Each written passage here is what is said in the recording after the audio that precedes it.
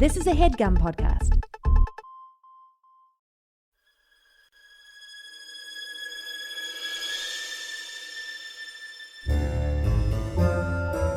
Oh, yeah. Welcome to A Funny Feeling Podcast. I'm Betsy Sidaro. And I'm Marcy Jarrow. This is a podcast where comedians tell us their paranormal experiences, and we listen to yours as well. Oh, yeah. And if you have one of these paranormal experiences that you want to share with us, please email it to us at funnyfeelingpod@gmail.com. Now get cozy. And prepare yourself to be scared silly. This is a Funny Feeling Podcast. Hey, Betsy. Hey, Marcy. How you doing? Good. I'm doing good. Are you easing into the season? I'm already so eased into the seas. 'Tis the season to be Christmas. La la la. Is yours Christmas theme? I actually did kind of a Christmas theme. That's so fun. I was thinking I should, and then I just didn't. Well, it's your last chance. Oh, Marcy, I'm so excited. I love Christmas so much. It's such a fun time of year. And, in some Christmas carols or some Christmas songs, you'll hear them talk about and scary ghost stories of Christmases long ago. Yeah. And so I thought, what is this tradition of Christmas ghost stories? So you're going to read us a Christmas carol in its entirety. It's so long. Guys, buckle up. I'm doing only British accents. Molly it's was gonna dead be as a bad. doornail. It's going to be bad. Tiny Tim. I'm Tiny. the ghost of Christmas future. Pew, pew, pew, pew. Oh, yeah. He definitely has lasers. Yeah, he's the future. Ooh, okay. But anyway, we never hear much about actual, at Christmas time. Do they tell ghost stories? Yeah, Not was really. it a thing? Or? But it seems like at some point it was. And I think in the Victorian era it really was. But I'm not talking about that. Oh. I'm talking about Belsnickel. Have you ever heard of Belsnickel? I feel like some people... Wait, like bells? Belsnickel.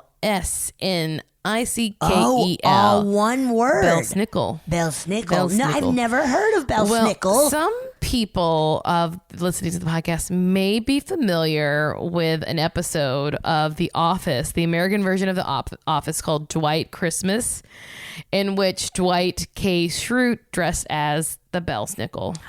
Oh. I could be mispronouncing this so wildly that you're not getting it, but he came dressed as this person. Anyway. Okay. So it may sound a little familiar. So it's so the Belsnickel is a crotchety, fur-clad Christmas gift bringer figure in the folklore of the Palatinate region of southwest Germany along the Rhine.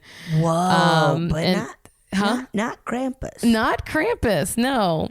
So Belsnickel is related to other companions of Saint Nicholas in the folklore of German-speaking Europe. You may have heard, so people think he may be based on an older German myth of Net Remprucht, a servant of Saint Nicholas, a character from northern Germany. But unlike those figures, Belsnickel does not accompany St. Nicholas, but instead visits alone and combines both the threatening and the benign aspects, which in other traditions are divided between St. Nicholas and a Krampus or whatever. Okay. So he's got both. He's a little duality. Okay. So he's a man wearing furs and sometimes a mask with a long tongue. Ew. He is typically very ragged and disheveled. Jeez Louise. He wears torn, tattered, and dirty you think clothes. This is because Santa's I'm the only one who can look put together. He's like, you're my helper. You better not look better than I am. Or do you think that Santa's I have all these little elves that they're slaving away and I can just put on my makeup and curl my hair, and this guy's I'm doing all his work do it all and myself. I'm exhausted. Yeah. He's just haggard. Yeah. Okay, so he carries a switch in his hand with which to beat naughty children. He's like Krampus. But he also has pocketfuls of cake, candies, and nuts for good children. You know what is my favorite thing? What? Pocket cake. God, when somebody just has a piece of cake in their pocket, I'm like, you've got it, dude. And it's already warm for me. Ooh, it's already warm and squished and wet. Wet Ooh, from I your love sweat. a sweaty pocket cake. Shit, Belsnickel. Give me that. Belsnickel. Belsnickel. Okay. So, a first-hand 19th century account of the Belsnickel tradition in Allegheny County, Maryland, can be found in Brown's mischievous writings, the collections of essays. So, like, people in America have talked about the Belsnickel, written in the 1830s. Yeah. So he was known as Chris Kingle. Okay, he was known Kingle. as Chris Kingle. Not Chris. Chris Kingle? Chris Kingle, Belsnickel, and sometimes as the Christmas woman. Children then not only saw the mysterious person, but felt him, or rather the stripes upon their backs with his switch. Ooh. So they felt someone beating them. The annual visitor would make his appearance after some dark hours, or blah, blah. I'm just obviously reading this straight from Wikipedia, guys. I'm going to donate money to them because we do every day. I'm literally going to donate money because I feel guilty. But anyway, so basically they were feeling this person's whip at their back. The annual visitor, he would make his appearance at dark, disguise, his face would be covered with a mask, with a hideous, long tongue. He would wear female clothing. Hints. Do you think it's Santa? Dressed up as this, this is his Clark Kent?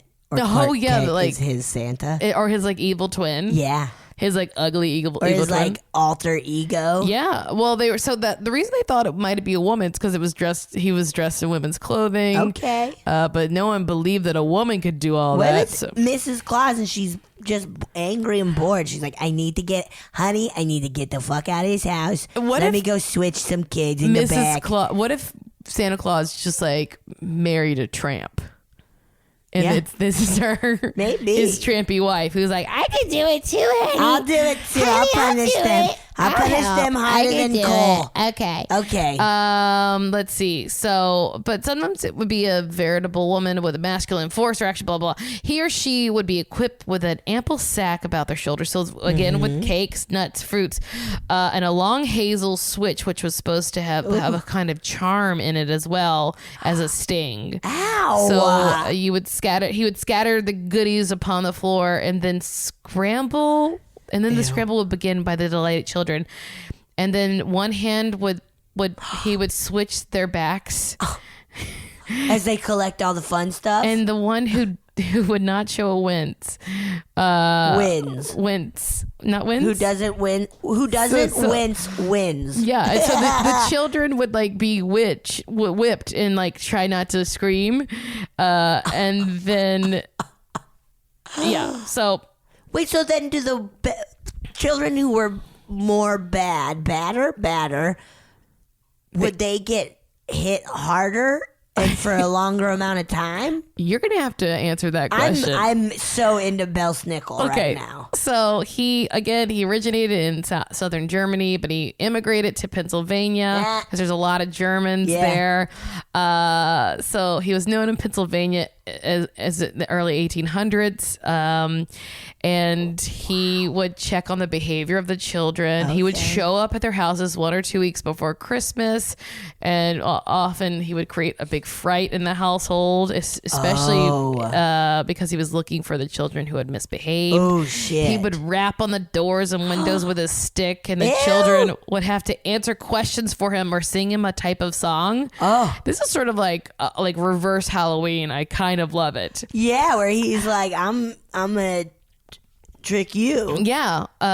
In exchange, he would toss out candies, and the children would jump for the treats. So if the children jump too quick, then he would hit them. Okay, that makes sense. Of you greedy little kid. Yeah, these are just various different accounts of it, of what this character would be like. So the idea is that generally he would reward the good and then punish the bad.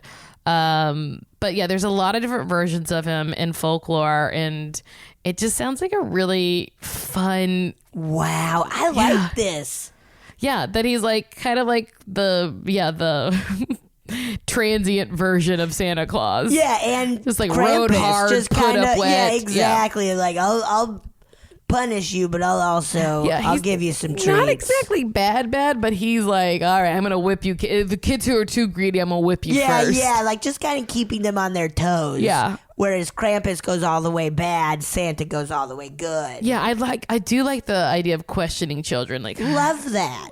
We should that needs all to interrogate happen your more. children. Interrogate your kids. Jimmy Kimmel, I know you're listening. Instead of the trick where you tell the kids you ate their candy, why don't you do this one where this guy comes and interrogates children? Scare the shit out of a bunch of kids and then throw candy, and if they move too fast for it, whip them.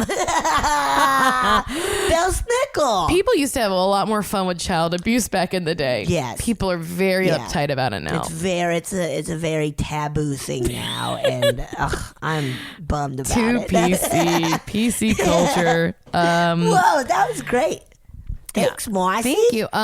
Betsy, where should people send us their stories of being whipped by the Belsnickel?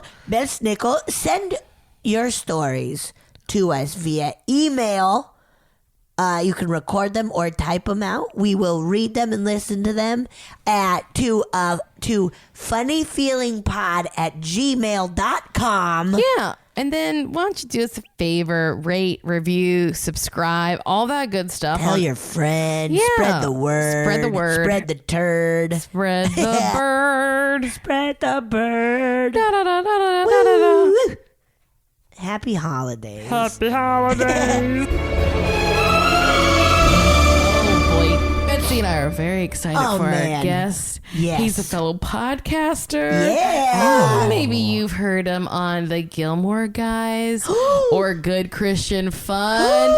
Kevin Porter. Hello. Thank you so much for having me, friends. Thank you for being here. It is an honor. I'm a big fan of both of you. Oh my God. I love the podcast, love Search History, love you. Bangarang. Oh my God. What a great team that so you guys. nice. People have been waiting for this team up to come together in the They podcast have. space They've for been many years. waiting for it. Resisted it so Yeah, we were like, hard. no, fuck you guys. Don't give the people what they want. Make Never. them beg for it first. Never. Please. So tell us about your podcast. What's Sure. Gilmore Guys? Oh, Gilmore Guys, that old chestnut, good grief. Long since in the rearview mirror, never touch it again. But it was my friend and I, Demi Dijuibe, we would recap every episode of Gilmore Girls. Yes.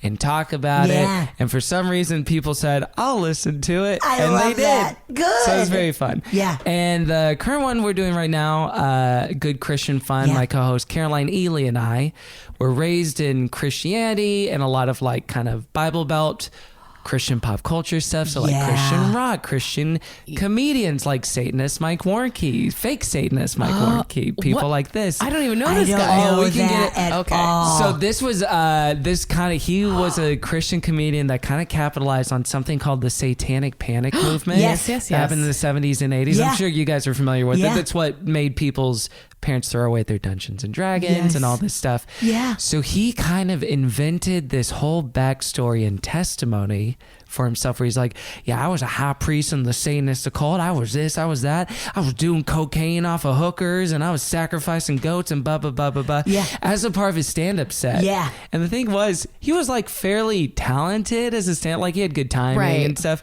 So it didn't need the backstory. The backstory was all bunk. It came out in this huge expose in this Christian magazine where they're like, we looked into this at just a cursory glance and it's like not true at all. So Oh my the guy went bankrupt. His Oh ministry no. went bankrupt. Yeah, it was. Where it's like, just make that the character that, like, what's that Just like one? a guy. Larry. It's Larry the Cable Guy. The Have you Cable ever Guy. seen old Larry the Cable Guy stand up?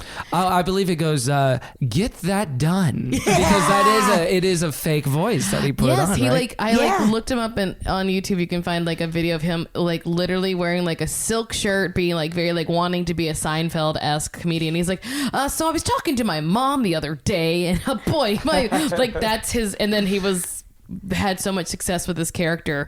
Get her done. Also, Get her I will done. say I've seen him in Medea's Christmas movie. I forget which one it was. He's a pretty good actor. Hey, That's the thing. We can crap talk all we want, but you know what? Hey. He's a talent. If you had to put on a fake voice Yeah. and do a stand-up tour For doing like arenas, truly making 20 years. bank, truly for 20 years, You're smart. You got would it. do it. And to never In a would do it. heartbeat. Yes. I would do that in a heartbeat. almost like it's not, but there is an element of like Kaufman-esque to it, right?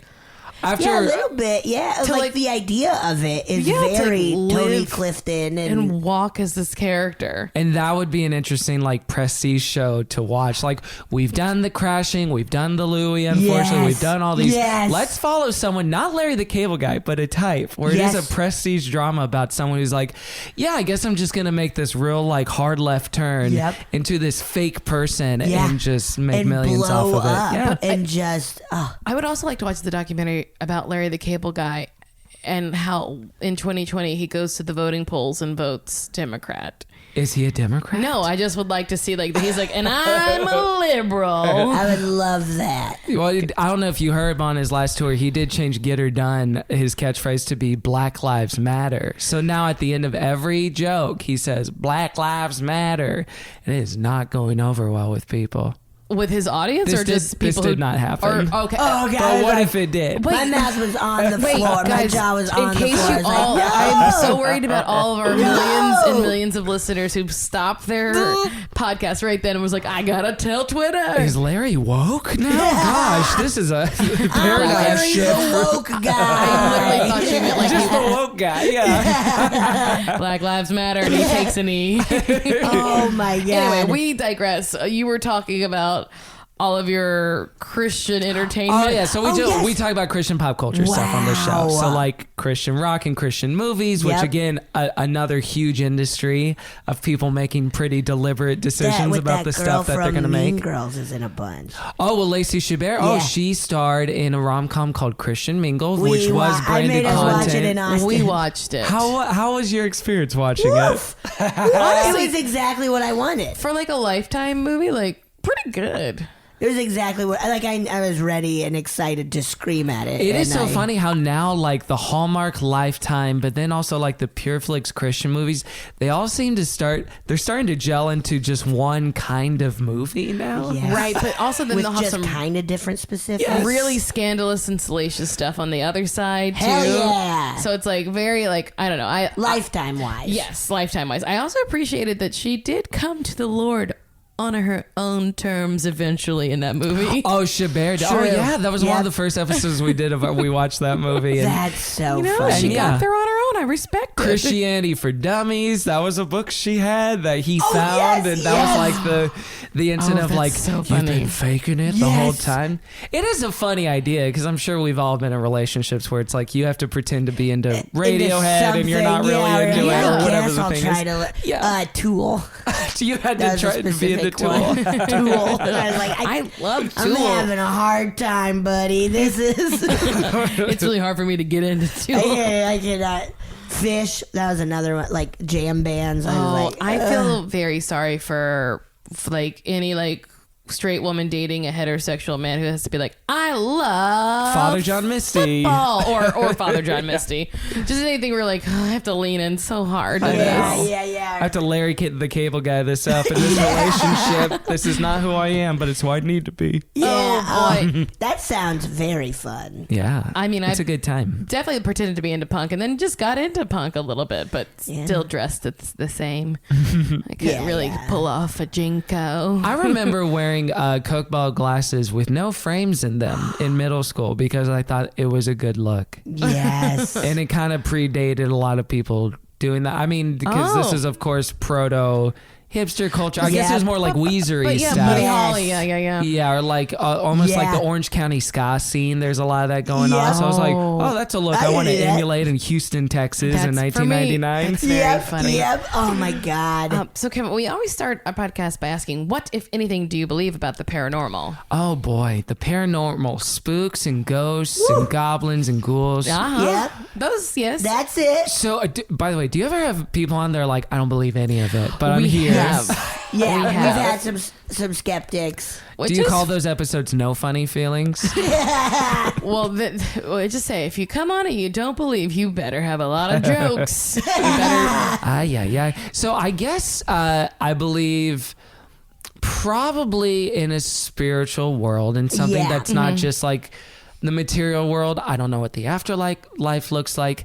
And I do believe there's probably like spiritual things that affect our lives now. Now, is it the sort of thing we see in Hereditary or Ghostbusters? Right. Two of the same kind of movie, Very by the way. same. Yep, same. Yeah, very much the same. I don't know if it's that, which is like sort of a vague non-answer, but I will say like watching scary movies that that are not slash movies like your Halloweens or your Friday the 13th, but stuff that is like Hereditary, like that stuff freaks me out a lot more than the slashery stuff. Yeah.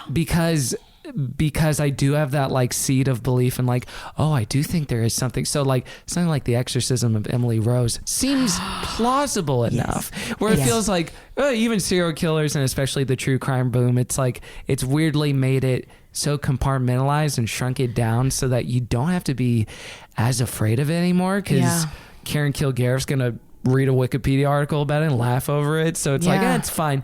But like the spiritual stuff, it's like you have if it exists, you have no control and it's over that so at all. unknown. So, which is horrifying. If it kills you, no one will ever know why, and no one will ever be brought to justice. no, they don't have CSI's Spooky Town. Also, they should. They should though. Isn't there a new the possession of Hannah? Something's coming out. Gadsby? No, that can't be right. Yeah, no, that's it. Possession That's, of Nanette. Nanette gets possessed. But there is a new one It's a coming Hannah out soon. something. Possession of Hannah something. Yeah. Hannah Grace, I believe. I think it is Hannah Grace. Everyone's Okay. niece. Yeah. Oh, Hannah Grace. Hi, Hannah Grace. Get to the possessed day. again. Hey, stop, She's cute. stop but she's convulsing a over there on the handful. ground, Yeah, Hannah come on, Grace. Hannah Look at her Grace. I made speaking pudding. in tongues. She's smart for her Banana age. pudding. Get that demon out. She's speaking in German. So yeah, I guess I do believe in a higher power. Yeah. You can call it God if you want to. Okay. Him, her, they, whatever.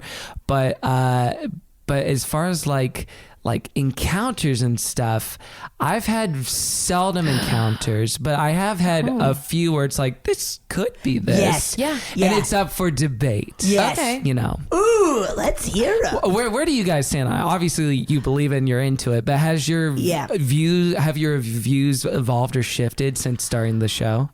Yeah, I think a big thing that shifted for me is starting it was very scared of the idea of ghosts, of like, ooh, that's fucking scary. But then hearing more and more stories and stuff and the unknown, but hearing more and more stories, it's like, oh, it a lot of times is more positive than it is negative. Yes. Oh, really? Yeah. So that's been most of the people on the shows. Yeah, have a lot of them are like, and and then it a was ghost more. taught me how to do algebra or something. That's exactly it. Every Whoa. story they learn how to do algebra. Wow. Even if it is scary, it's more like in this world of like nebulous, like what does it mean? What is this? Because it's Yeah. not clear, but like a lot of it has been like family or loved ones visiting or like seeing. Yeah. Or like saying goodbye. Yeah. you More so know? than like explicit harm. Well, I feel like Haunting of Hill House, which I'm sure Yes. you guys have watched. We Yes. loved. Well, what a beautiful, like, to me, that's like such a good version of what horror can be Yeah. Yes. in genre stuff. That one episode, Crooked Neck Girl. Oh yeah. Oh, yeah, the bent Could neck have lady. woman. Bent neck. I swear, I Crooked watched Neck it. Girl was her daughter. Crooked Neck Girl in that one please. haunting of house.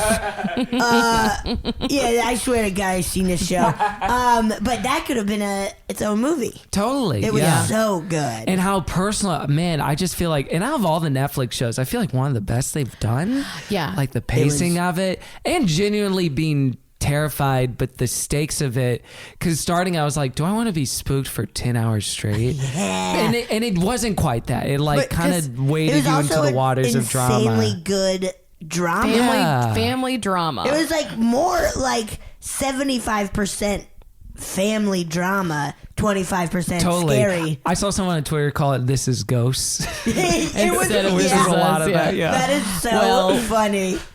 That's really good. Yeah, I mean, there were like parts where I was like, all right, come on, let's move it along. Yeah. But I, for the most part, was like, this is so good. And it really is like, I think that version of like, that somewhere between like that version and like the Interstellar, kind of like being like, Oh, you see, Interstellar is a spooky story. Interstellar is a ghost story. Interstellar, Oh yeah, With 'cause Matthew McConaughey? yeah. it's like his That's a ghost ghost story. I've never thought of it as a It's ghost like story. his spirit or whatever in the end. I forget what happens. I don't want to Because- spoil I swear it. I seen that Interstellar. That's when that dude swallows a spaceship and they explore his No. body. You're thinking of Interspace. Interstellar is the one with I've seen very that. sexy robots. They're like, Wait, what? They're like just square, I don't but remember their that. voices are hot. Oh, you're saying the design is sexy and the voices are sexy. No, the design is like just a square. They just move, but like there's something a I sexy see exit. they Interstellar roll, because I yeah. remember the end. He's Yeah, like they pushing the books off the shelf. They eat a lot of corn. You get it. It's a ghost story. The corny ghost story. They go to a new colony, right? Yes. That's Okay. so funny. I think of it as a sci-fi, but you're absolutely right, and that it does deal with the ghost- spiritual. yeah, it Yeah. is. Kind of like Contact, right? Also, like, Isn't her dad? an alien? well, that's not really her dad. That's just how the alien is Oh, it's presenting himself as something now, familiar that to movie her. I did never see.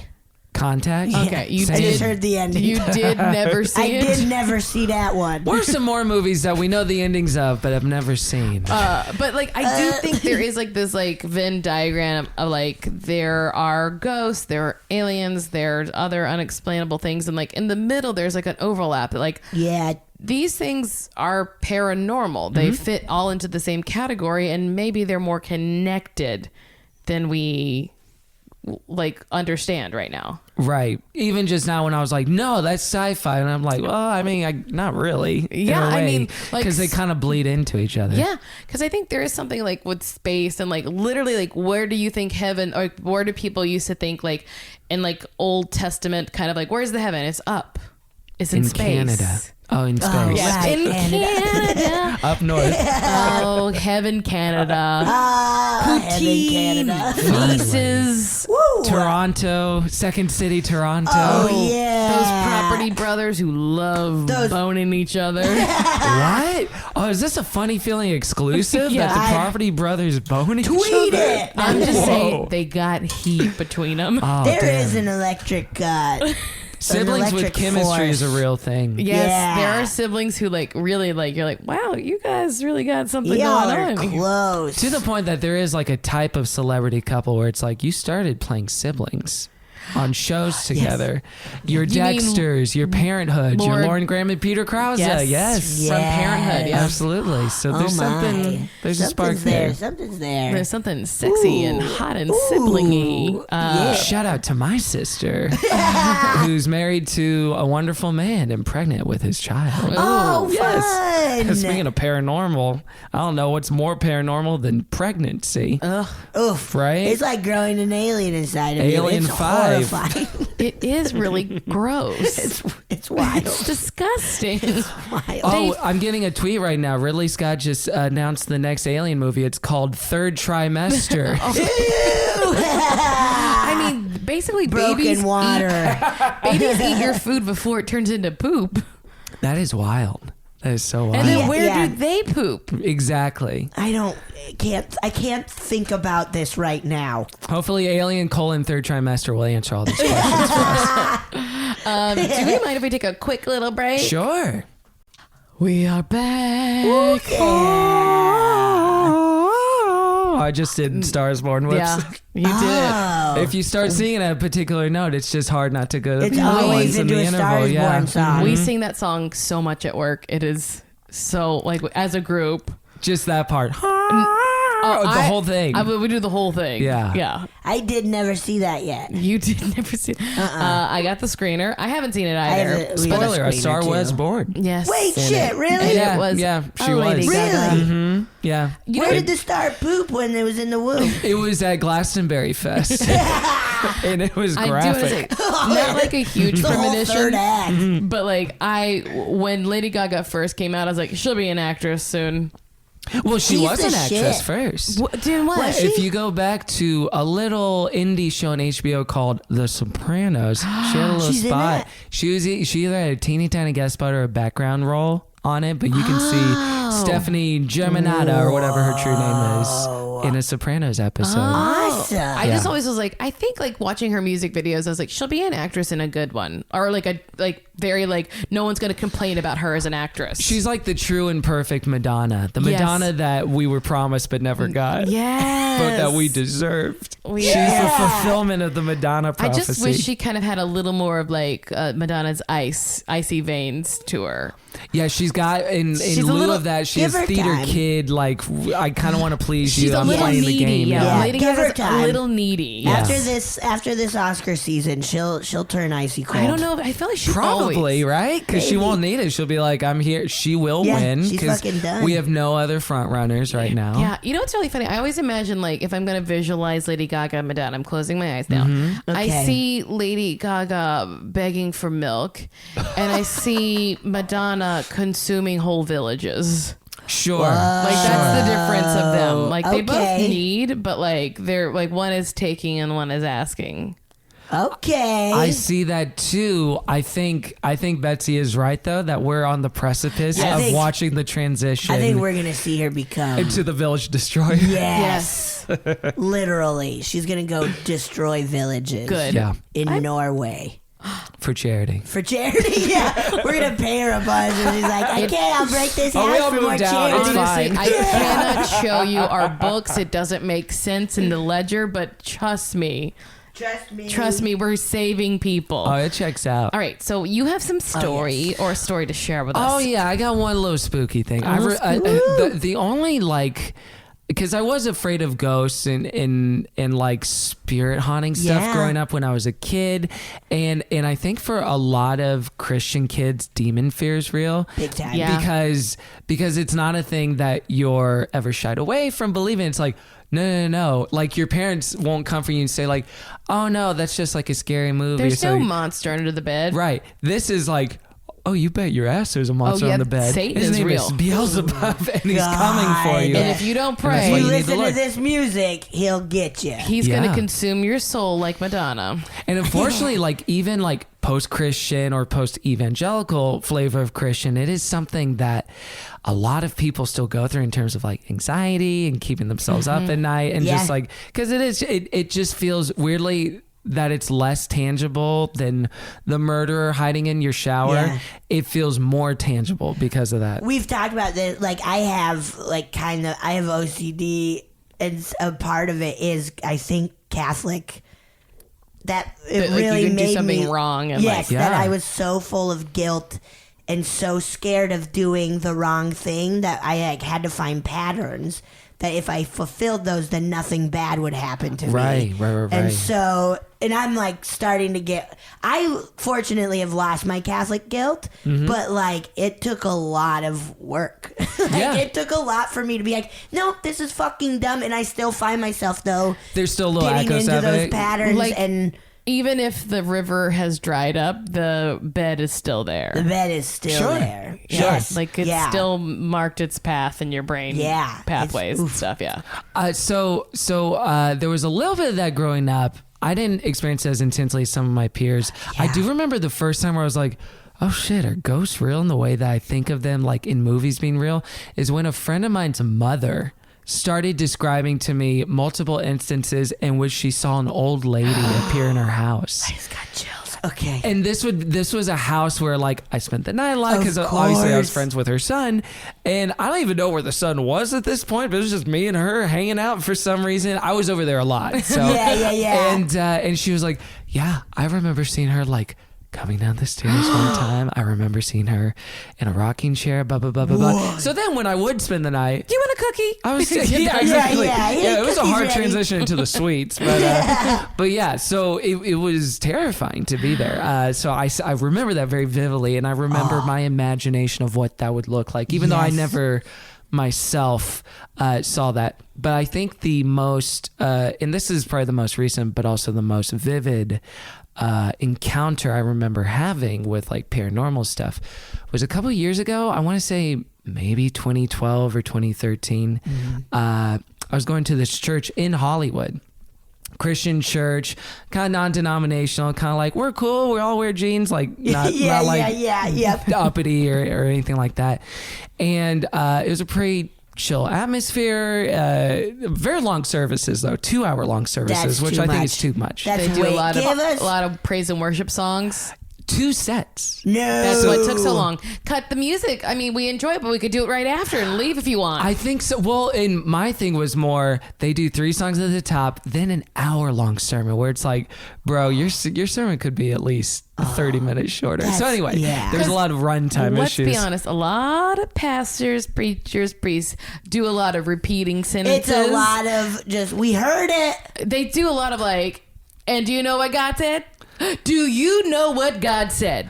Do you know what God said? It's like vamping, we get it. And they're waiting for the iPad to refresh. Yeah. Do you know what God said? Just tell us what he said. So anyway, after one of these services, it must have been after the 12 o'clock service because it was in the afternoon, the library, because it meets at a high school, actually meets at Helen Bernstein High School across from that Denny's on Sunset. Oh, yes. Oh, shit, yeah. So it's that church. Yeah. And there was a guy in the library by the time I got in there who was screaming and was convulsing on the ground and screaming like, gosh, what was he screaming? But he's like kind of like demon stuff, like you're not gonna win, you're gonna blah blah blah. He was like, and it was pretty intense, that's right? Scary. And so there was a group of people around him, myself included, that just started like muttering out loud prayers, which I would argue is as creepy sounding, if not more so, than what he was saying. Because just imagine, I gotta like, say, you're adding fuel to that fire. right? Because it's like a dozen people going like,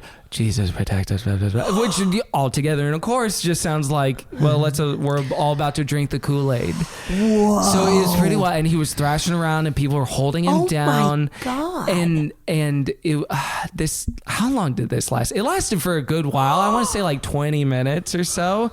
So it wasn't just like a goof or anything. Yeah. But and everyone was praying over him and laying hands on him. And then at one point it stopped, and he just like, and just kind of like collapsed, and he took in a deep breath. And the thing is, after that experience, we were all like, well, we kind of didn't know what to say to each other. We kind of didn't know what to do or how to act. But it was just kind of implicitly understood that was a demon possession. We prayed over him. Maybe we interceded and it worked, and it was like we helped. Maybe not, and it just happened and blah, blah, blah, blah, blah. But we just kind of took it at face value. It's like, that's what it was. Yeah, it was. People get possessed by demons sometimes. It's what occurs.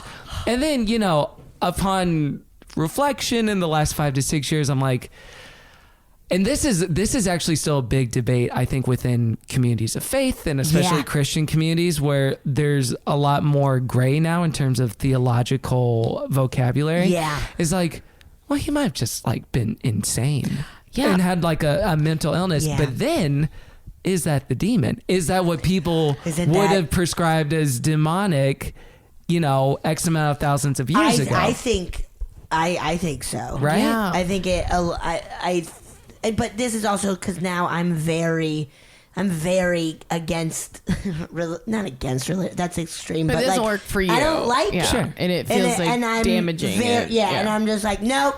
It was people with something that was just had something wrong with them.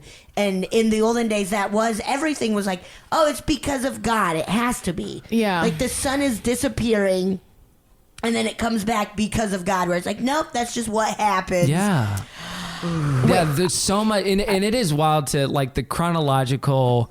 There's this term actually that C.S. Lewis coined called chronological snobbery, which is the idea of like whoever is the generation currently that is alive, they think they are the smartest one because it's like, well, we're the most evolved because it's like where we are now.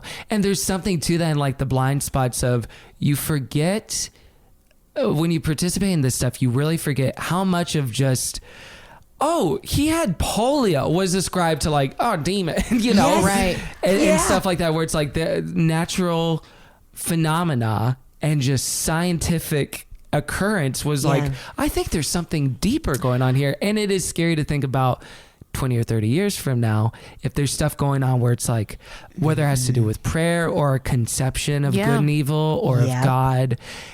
if we're going to say 30 years from now, like, oh yeah, that's pretty messed up. Good thing we figured out blah, blah, blah, like the genome of whatever. It's kind of terrifying to think about.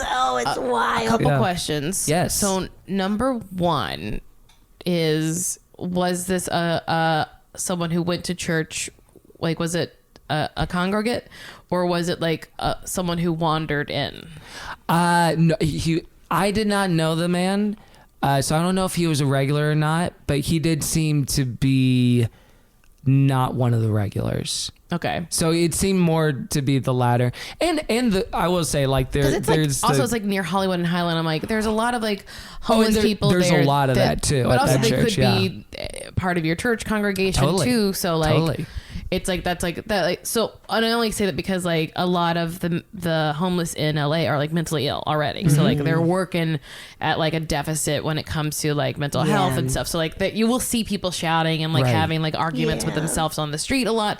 Right. He wasn't, he didn't appear to be homeless. Okay. He didn't appear to be housing challenge or anything like that. Did he appear to have maybe had a bad pilot season? Yes. He's like, they went diverse this year. 3 times. That was part of the demonic shit. It's like, I guess the straight white man's the enemy now. They went a different way. They always go a different way, different direction. Because I really do think that really drives a lot of people crazy. But I am of like two mindsets. That like, one, I kind of believe that maybe like that a lot of it, like a lot of like possessions and stuff, are just undiagnosed mental illness back in the day.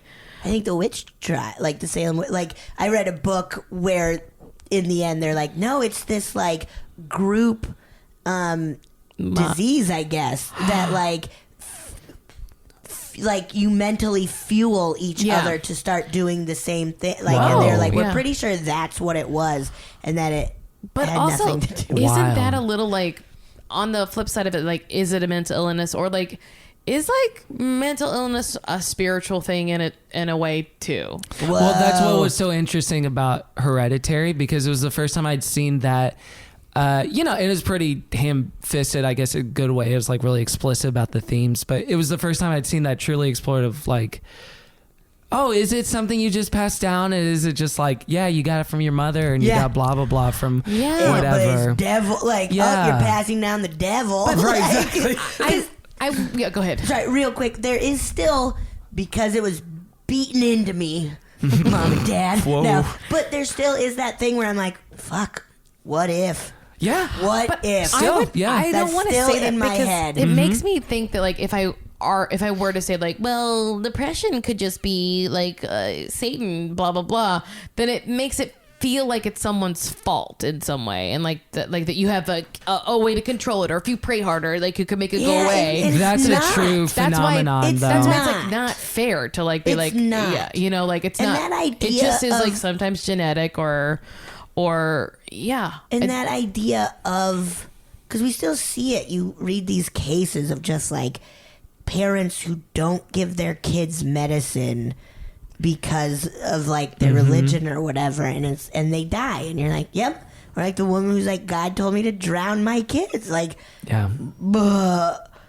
It's I don't. But that's why it is like. It's so sad. But also it could be even like sad. On a larger global scope of like maybe the untreated portion of it is like, is that the devil? I don't know. My mom's always like, whoa, the devil. Is this the devil's plan? Is this the devil? But I was like, Mom, I don't believe in the devil. And she's like, oh. But since I said that, I think a rude awakening later. I think I've like come back to be like, I don't think of the devil as maybe the same thing, because I used to be like, I do not believe in it. But I think over the past like couple of years, I've been like, but I do believe there are good and bad, but maybe not good and bad at the wrong term, but like there are things here to help and there are things here to fuck with. Yeah. Like, okay. Well, it's such an interesting conversation just too. like people too. Like there are good people and there are people who are gonna like go antagonize. Yeah. Yeah. Well, and two, I think even the idea of sin or original sin, I feel like for a long time, even in a widespread cultural sense, it was like, what the hell? No, we're not Puritans anymore. What are we doing? And then you see like shifts where it's like, oh, I don't know what you call Bill Cosby if not evil, you know, which seems like a puritanical term, but it's really hard to deny the existence especially of like something pathological over and over and over and doesn't like, not like someone who like I murdered someone in a fit of rage and like I did something bad and I like every day I go through like that's a different thing than someone who's like I did nothing wrong and I don't care and I don't care and I will lie to the end. Scary. Yeah, or even thinking about things that. That's also a mental illness too, though.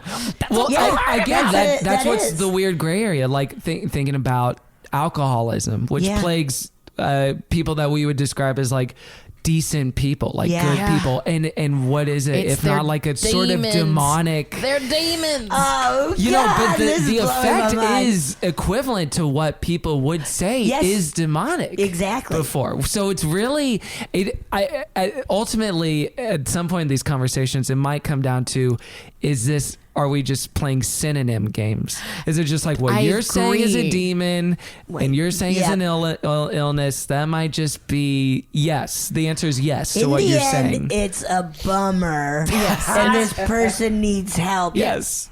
Yeah. But with what? Praying? Or medicine? Well, that's the thing is like if we're calling them synonymous, if we're saying they're synonymous, then why can't you do both? Yeah, okay. Right. But like, you need both. Yeah. Right. Yeah. And that was an egregious thing in the church before. Yeah, but sometimes it's like, well, prayer's not going to be enough. This person needs medication, but sometimes medication is not enough. The person needs community and care. And community. Oh, shit. Right? Yeah. They need to feel love from not just like that this medicine has leveled out my hormone level, but I also need to feel taken care of, and I need to feel that my community is with me and that something's going to take care of me outside of it. Like sometimes it's all of it. Right. I think in any case, whatever the bad event or the error is, like I don't feel like anyone ever regrets taking a holistic approach to it. And in fact, when you see people rebel against whatever it is, like, oh, just get on meds or, oh, just pray it away. When someone just chooses one lane over the other, for example, whenever like a Republican senator tweets out thoughts and prayers after a school shooting, well, it's like, if you said that, but then you're also like, oh, that's pretty messed up. Let's do some legislation. If it was paired with those things, then people wouldn't have like, seriously, a trigger reaction to the idea of thoughts and prayers. Yeah. But because it's isolated, people are like, fuck prayers. And it's like, well, not really in theory, but in this case, yes, because it's a hollow sentiment that's not also paired with and met by practical, pragmatic action. Yeah. So holy shit. It's tough. But it's an interesting thing because like I also like it is not black and white. Maybe nothing is. And except for Casablanca, baby. Oh, hell yeah. Just that one movie. Just the one black and white movie. All the other ones are lying to you. I forget what I was going to say, but it's just like, it's not black and white. And also like, maybe nothing is all good or all bad. Sure. Oh, yeah. Oh, and when I say like describing Cosby as evil, I don't know if he was born wanting to do it, or maybe he was. I don't know. And that's why the idea of original sin is like so tricky, because people are like, you were born wanting to rape, or whatever. In the most extreme example. What if you said that at it, like right before you christened a baby? You're like, this baby's a rapist. Look at this baby. Oh my his cute little rosy cheeks. This baby's a rapist, and I'm gonna save all of you from him. I'm gonna christen him. Oh my God. I should start doing. Yeah, you should start doing baptisms. This baby's a murderer. The baby's like, babies are under attack right now in this culture. PC. I'm just joking around. Oh man, but what a deep conversation too to like have. Like it's it's really crazy. It definitely made me like events like that always bother me because they don't seem clear. Yeah. Because I'm like, I don't think he was putting on a show for us, but just like I'm so tripped up. What I come down to, even still, like being someone who believes things about God, I always want to use the language that's going to make the most sense to the most people. Yeah. So if I was just if I don't know who I'm talking to, I'm not going to say the sin of the demon of the blah, blah, blah. I'm not going to, because that will alienate.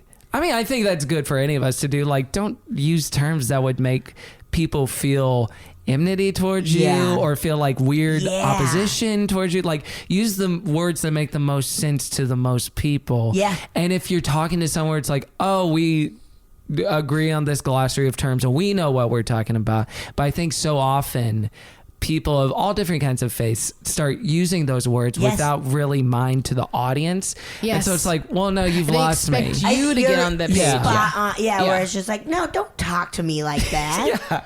I don't like that. You can't talk to me about your magic. Like, you have to bring it down to my level that I understand that something's actionable that we can, like, do something about. Also, I was thinking, as you were saying, telling the story earlier, that like when everyone started praying and like, is that creepy? I was like, it makes sense though, in a way. I mean, we weren't just gonna be like, bummer, where are the snacks? Right, but like, but I mean, it makes sense in a way that the idea of group rhythmic prayer, it like makes your breath all get in sync. Like, everyone starts calming down because they're having to breathe in a rhythm. And like, so like we're getting calm and our calm, like that and this person might start like syncing up with our breath rhythm. And then that person might even get more calm. Like, it makes perfect sense. Like, I had my old roommate was a Nichiren Buddhist, and I would go every now and then. She'd be like, do you want to come chant with me? And I'd be like, sure, I'll come chant with you.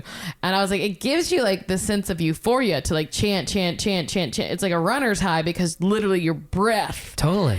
And it's like an interesting thing that like even that stuff can like just do something to you psychologically. And it's like meditation and stuff. Like it literally clicks something in your brain to be like, calm down, take your thought process out, concentrate on these words. Right. And for people that like, just thinking about like from both sides of that coin, again, like, is it the power of prayer or is it the power of like the vibes of what, you know, like, or but maybe, it doesn't matter after a certain maybe the prayers point. Are designed to do that. Exactly. Though. Like maybe the to prayers be meditation. The prayers are made to be like, no, this is like maybe the people who designed it all knew more about us than we than we know. The architects, as we found out in Prometheus. Architects. Oh my God. Wild. But that is a really trippy story, though. That is. It's one that stayed with me as like an interesting case study of like, what was that? I go back to it a lot of times, like when stuff like this comes up in conversation, because it's like you have to do something with it. You can't just say a bunch of people in the Bible Belt of America made some stuff. It's like, well, we have to do something with that, and we really have to be mindful of the way. What does it mean? We communicate and treat others because of stuff like that. Yeah. I definitely feel, because I'm from the deep South as well, and it's like, it's so. What part? I'm from Louisiana. Oh, yeah. I'm fake South, because Houston, Texas is like fake South. We're lateral. I think Houston and Baton Rouge are like right. So, you're a little further south, I guess. But yeah, to like go home and like have people like be like, Jesus put it in my heart. God told me to do this. The devil, and like it can be very easy to be like, ugh, but you're like, well, that's just the terminology you're using. It's happy, if it's making you feel good. Yeah. But sometimes people be like, Jesus put it in my heart, and you're like, wait, to choose someone out?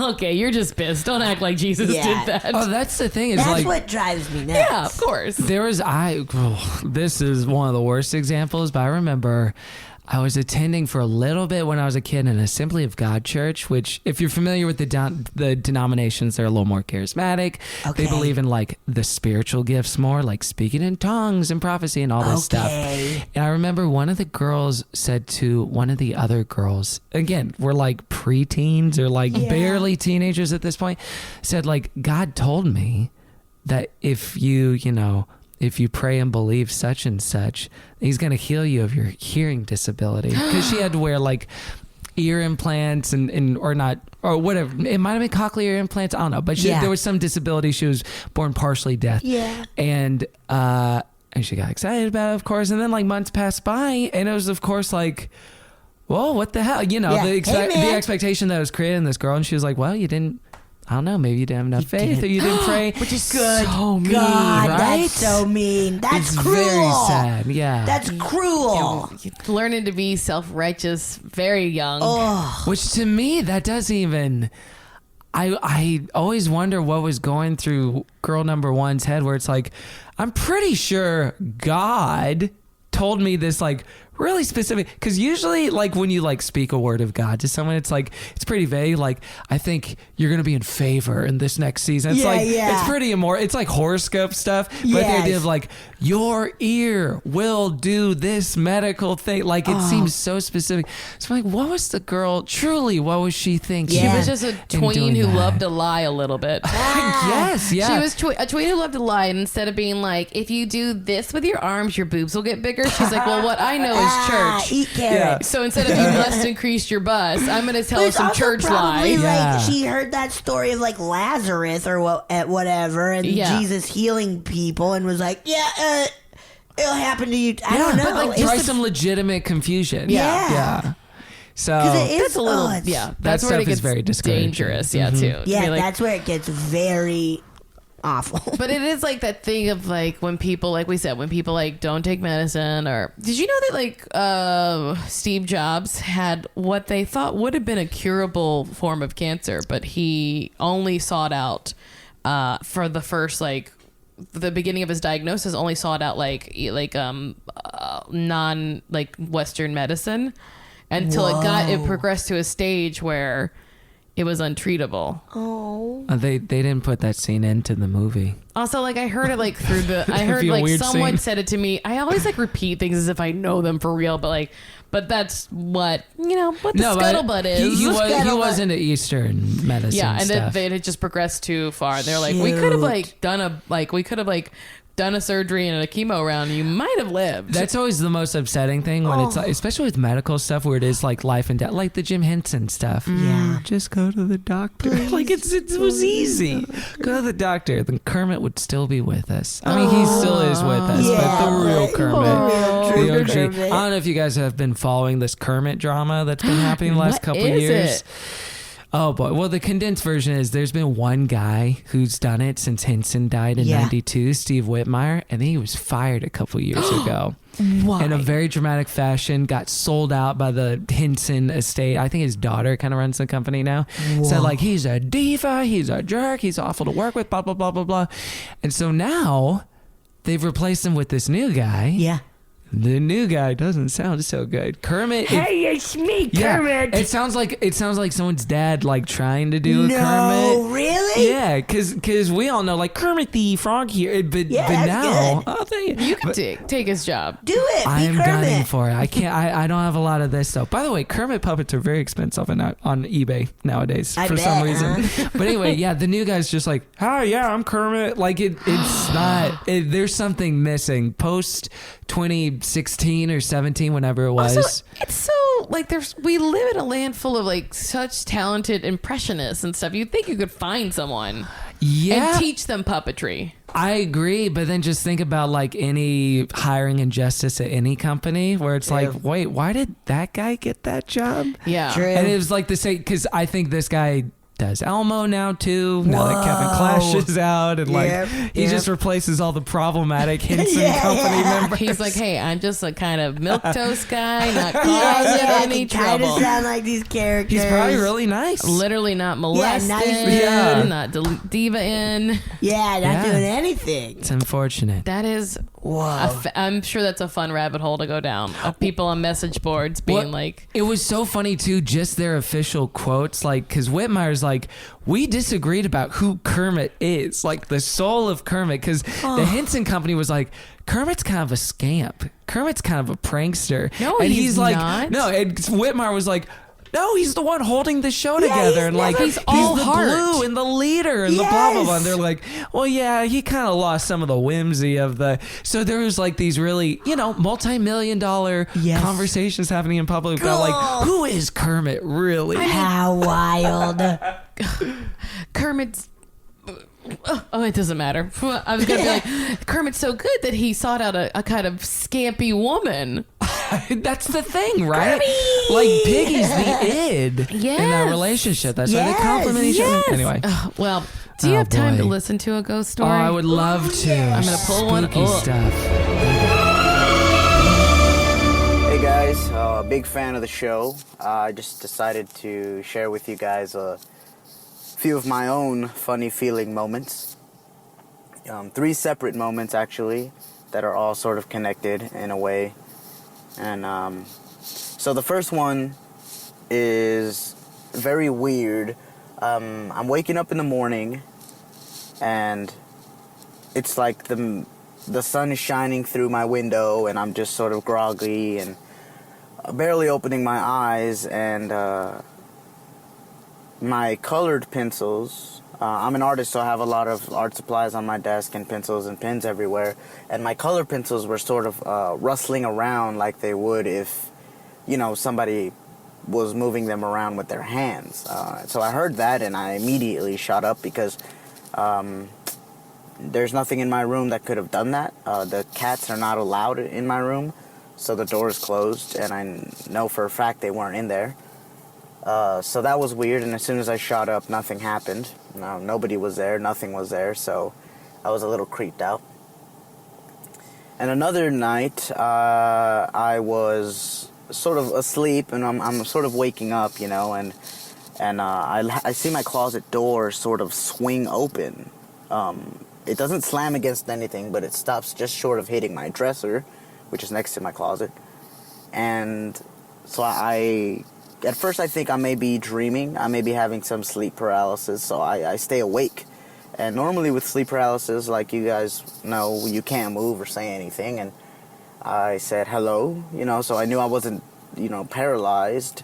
And I kept my eyes open for about 2 to 3 minutes now, just to make sure that I wasn't dreaming. And sure enough, I got up after that even and walked around, and it was sort of very creepy. I fell asleep with, a very weird feeling.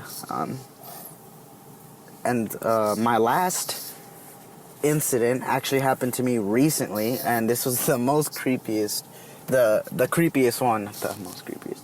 But, so I was in a Target, and I'm sort of shopping around, and I see some stuff on the back shelf, the electronics.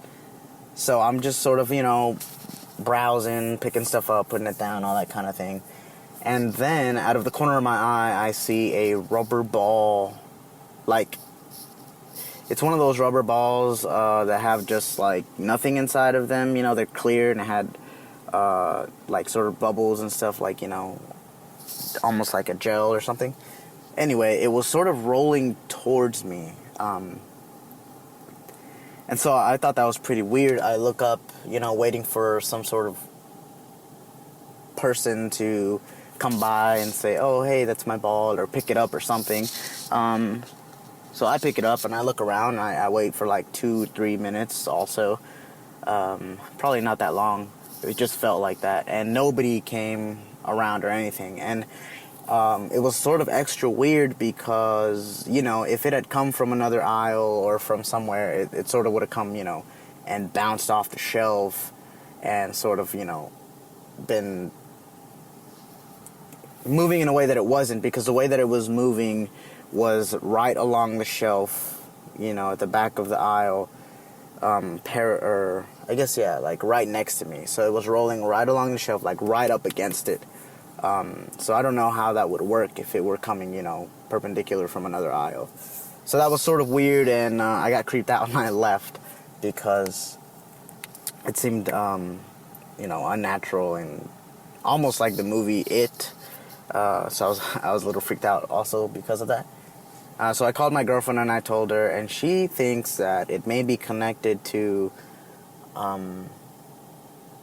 some sort of dream that I had, because I had a dream recently, maybe about a month ago, where I was floating around my room and trying to, gain control of that, and I couldn't. And I looked in the mirror and I yelled. I had to tell myself, I am me, But when I said that, there was sort of a demonic voice that came out, and then it started to feel like, I was really fighting for control over my body. And then I woke up, and so my girlfriend thinks I may have some sort of entity attached to me. Anyway, that's my story. I'm a huge fan of the show, and I look forward to hearing your spooky stories every week. So Gracious. Thank you. Oh, Holy wow. shit. His name is Jacoby. Thank you, Jacoby. Jacoby. That's horrifying. I also during while he was telling the story about the Target ball, I was like, I think I just found a really cool, good scare moment for a future horror film. Yeah. Okay. What if someone is cleaning up a child's room and they pick up Nasty. one of those little balls? So it's dark. They're like, oh, Children the kids are are nasty. asleep. Children are awful. Kids are all asleep. I gotta clean up this fucking toy room, and I'm picking up one of the cheapest little plastic ball. Yeah. And they're going to put it away in a bin, but before they get there, someone slaps Snaps it it out of out? their hands. That's but you hear the good. palm slap and everything. I'm writing, And then don't you use hear this. footsteps running away. That's nasty. And it's called Playtime. Yeah. Hey. Ooh, a haunted playroom. That's good. Anything with Guys. rubber balls. Well, I think is it so should be a scary. whole house too, though. It No, should just be the but playroom. it Playhouse. starts, but it starts there, so they think it's just a friendly the child ghost, playroom. but it's But not.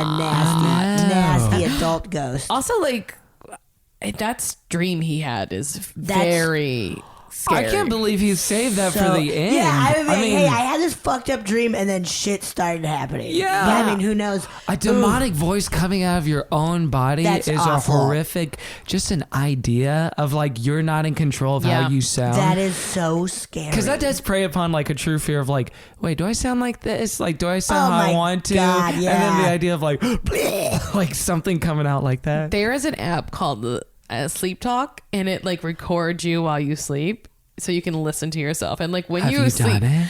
I sleep by a sound machine, so it gets too much background.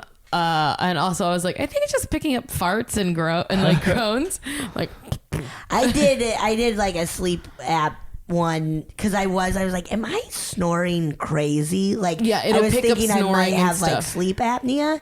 But then I was very scared to listen back to be what if there's little kid voices? Oh, that would be horrifying. yeah. The way it works is you set it beside your bed when you go to sleep, and then it starts recording if you make noise. So it's triggered By the volume, yeah. Yeah. So it won't be you don't have to listen 8 hours. It'll just be little segments of you were making noise for 3 minutes, and maybe you were moving around. But a lot of people do talk in their sleep, and they just talk nonsense. So Yeah. they'll be the giraffe's in the bathroom. I can't go. You're what? And so but I want him to do it just to see if he He has it. should do that. But I did hear scary noises, and I think a lot of it is just if you do snore and then have a little weird breath Yeah. thing, you're well, that's scary. It's a scary sound. Or is it a demon? oh my, yeah, is snoring Guys. just a Is it demon a in your nose? demon? Also, the first one with the colored pencils rattling around. One thing I would suggest, not to poke holes, is are you sure your cat isn't just a frustrated artist and your cat was gathering the pencils so he could maybe he sketch said something? the cats weren't allowed in his room. You know Right. what? Before he But said they he snuck. had cats at all, I thought, could this be a mouse, a rodent? Oh, interesting. But then when he said he had a cat, I was it's much less likely because cat. They would've the- ate that. Also, just the smell of a cat will keep a rodent away. They know that that's a Okay. predator, so they won't. They're not as likely to be around. That's why there's no cats at Disneyland, because There Mickey's are a there. bunch of cats at There Disneyland. are? There are. The cats at And they, Disneyland. Wait, how are did they learn to there live to- together?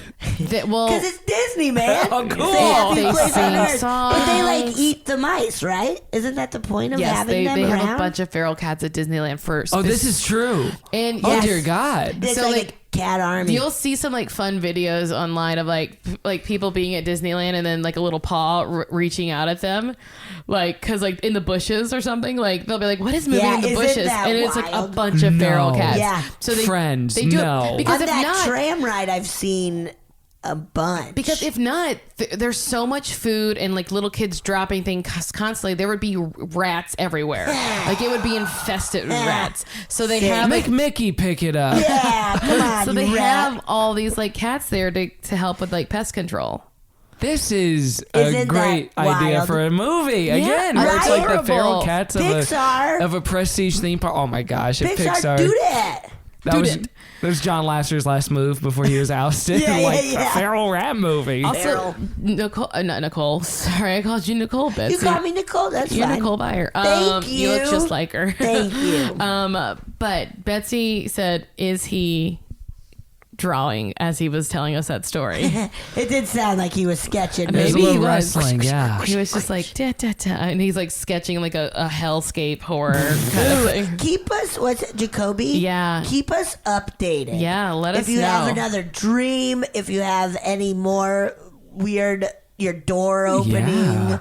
That's so scary. Also, like for a door to like open, you're like a lot of things could cause it, but for like to I don't know, to stop swing and stop before hitting something, very that's crazy. horrifying. Although his reaction of saying hello, like, what do you want to happen in that moment? I don't know. What are you looking for? I think that it is true. Like even in real life, when you're like, I think someone's in my house, I'm gonna say hello to them. Like what? Hey, I do think how's it I going? would, if I thought somebody in my house was in my house, I do think I'd be like, hey, fucking get out. I think I would. Which is different from personally- hello. Very, very different. But I think I would say something. Yes, I would grab a knife. Chop, Yeah, chop, chop, I chop. would find. I would get a bat. I have Chop, a chop, bat. chop, chop, chop. We all have bats in our house. I definitely have like heard a noise in this very house, and like I heard something in the back. Was here alone, and was like, well. My only choice is to grab a big ass knife and go Wow. look like I'm in Yeah. like I'm in Scream, like I'm Sydney at the beginning of Scream. Not Sydney. What's her name? Drew Drew Barrymore's Barrymore? character. Sidney Poitier was her Sydney character's name. Poitier. Yeah, it was a very strange move at the It time. was a weird thing. Yeah. But Meta kind of. Yeah, it weird. presaged Emma Stone in Aloha. I just started living alone recently, and I haven't had one of those encounters yet, but I look forward to seeing what I would do. What you're gonna in do. the instance. it's really interesting because some people are like, it's like fight, flight, freeze. There's a lot of things you can do. My instinct is always go towards danger. Figure it out now. I'd rather know. My roommate, who was living with me a few years ago, she would call 911 drop of a hat. Just Sure. call Which is 911. also fine. Yeah, also fine. Yeah. Hey, they come. They That's walk- logical. They walk around the house. Yeah. They send a helicopter. It's fine. Yeah. Whoa! Oh yeah, let me tell you that. Helicopter. Yeah. They sent one that. here. Or you freeze. Pretend to be asleep in your room. They probably won't kill you. You're fine. Oh, that one would be God. harder. That would be really hard That for feels me. like taken. That's the scarier thing, but like when people are in your house, they're probably just trying to rob you, right? Yeah, no. I would never keep a gun in my house. I didn't ask you. Yeah, that came out of nowhere. Well, no, just the idea He of like definitely has a gun in his self-defense house. or like He's got a gun. the reactions. He's got you a would- gun in every No, I say drawer. that because family members have guns in their house. I'm Yeah. like, if someone's trying to steal you, you're gonna kill them. I know. Yeah, my like, mom has it like is- my parents have like 7 You're guns, gonna and I'm know like, how to shoot you don't them. even know. Like I remember one night, my mom, God bless her, and then we should wrap it up, but she almost drove us into a small pond just because she wasn't paying attention. Because God told her to. Yeah, where it's like, don't. Yeah. I told her to. The funniest thing, like she just missed a turn Wow. and she like took it a little too late. And I was like, and then my niece screamed and she's like, Mimi. And we were like looking at a fountain. I was like, you almost drove us into this decorative pond. You don't need a gun. Yeah, exactly. Sell your 'Cause guns. What are you gonna Get do in that LASIK. situation when you're freaking out? Yeah. You know who the only people that need guns are? Cops. And maybe even then, maybe only half of them I need think, guns. yeah, they should do more training too. Because Yes. I think you get rusty.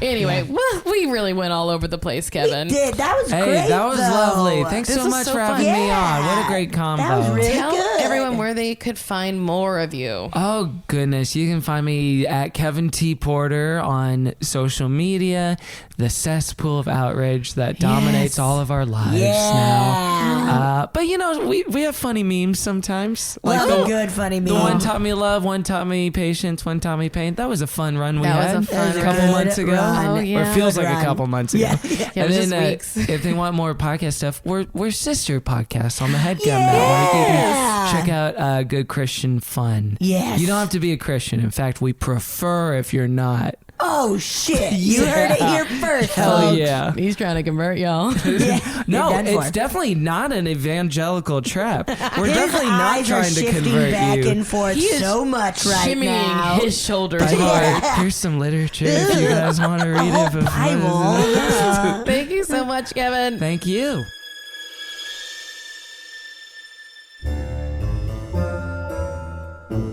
Oh yeah, And thank you so much for listening to A Funny Feeling. If you have a paranormal experience that you would like to share, please send us a voice memo, or you can email us just a letter at funnyfeelingpod@gmail.com. I'm Marcy. I'm Betsy. And don't shit your pants!